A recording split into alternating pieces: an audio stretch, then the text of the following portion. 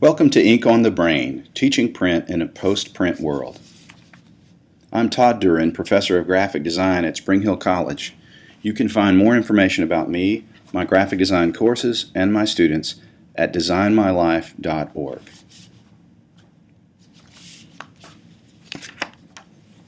In her 1955 introduction to Steinberg's 500 Years of Printing, graphic design critic Beatrice Ward describes the cleft between manuscript and print cultures and asks whether broadcast media represented a new era. Our current cohort of college students are digital natives who have grown up online and whose reading test scores are lower than previous students. Maybe the answer to Nicholas Carr's question, "Is Google making us stupid?"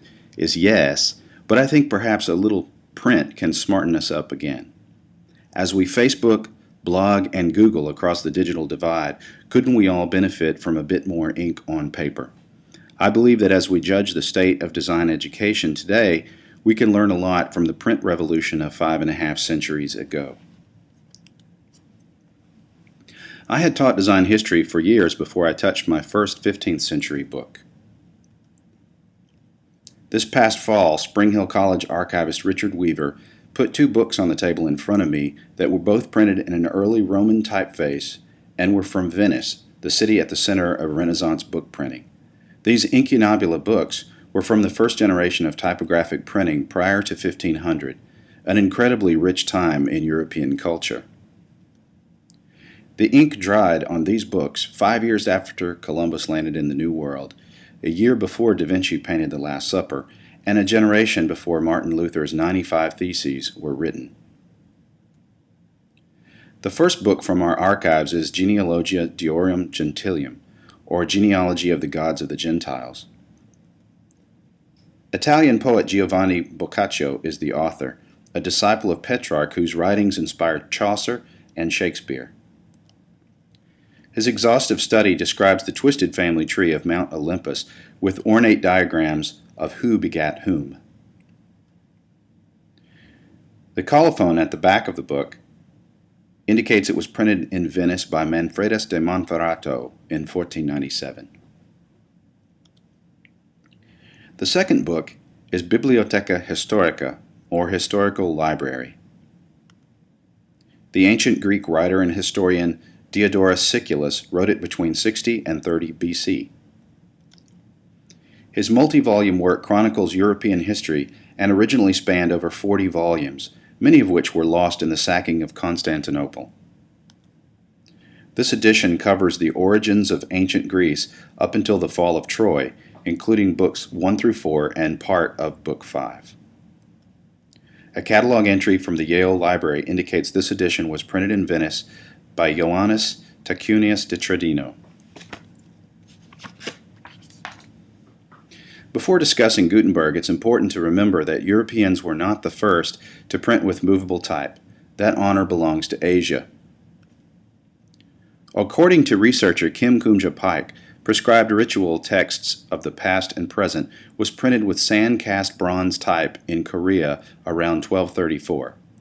Sadly, the complex written languages of Asia prevented movable type printing from gaining wide use there, but the simple Latin alphabet of Europe was perfect for it.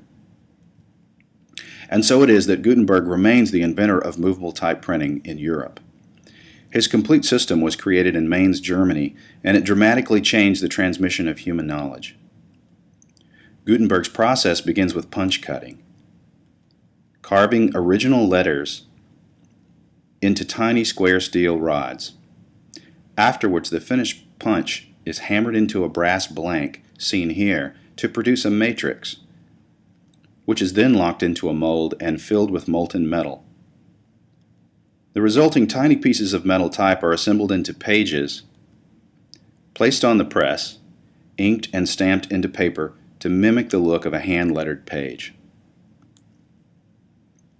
John Mann's 2002 book on Gutenberg tells us he began his printing experiments in secret, expanding operations to include 2 buildings and perhaps a dozen employees and associates. He hired Peter Schoeffer as his punch cutter, who made the first type in the texture style. After perfecting his process, Gutenberg printed grammar books indulgences, and other texts for several years as he finished his master work, the 42-line Bible. A future pope would see the Bibles in process in Mainz, writing a glowing report to Cardinal Carvajal in 1455. But Gutenberg proved to be a better artist than businessman, and after delays pushed him further into debt. His partner Johann Fust took Gutenberg's equipment and unfinished Bibles as partial payment for a debt, effectively forcing him out of the business. The nearly completed Bibles had to be finished without him.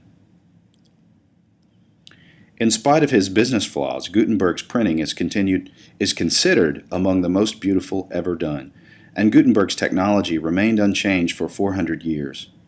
His revolution swept north to Rostock and south to Palermo, west to Valencia, and east as far as Krakow, with printers thriving wherever trade thrived.